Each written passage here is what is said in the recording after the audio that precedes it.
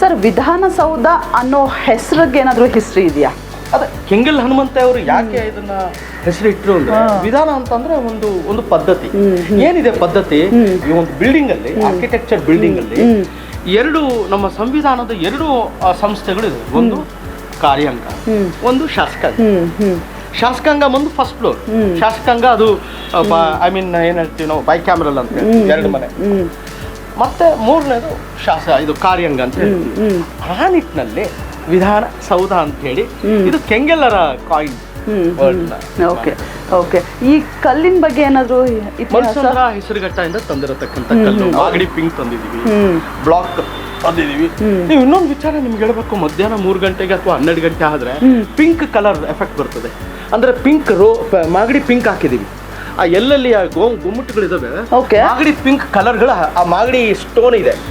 ಈ ಸೂರ್ಯನ ಬೆಳಕು ಬಂದಾಗ ಮಾಗಡಿ ಆ ಪಿಂಕ್ ಕಲರ್ ಎಫೆಕ್ಟ್ ಬರ್ತದೆ. ಆ ಸುತ್ತಲೂ ಕೂಡ ಪಿಂಕ್ ಕಲರ್ ಎಫೆಕ್ಟ್ ಬರ್ತದೆ. ಅದಕ್ಕೆ ನಾವು ವಾಡಿಕೆಯಲ್ಲಿ ಕೆಂಗಲ್ ಎಫೆಕ್ಟ್ ಅಂತ ಹೇಳ್ತೀವಿ.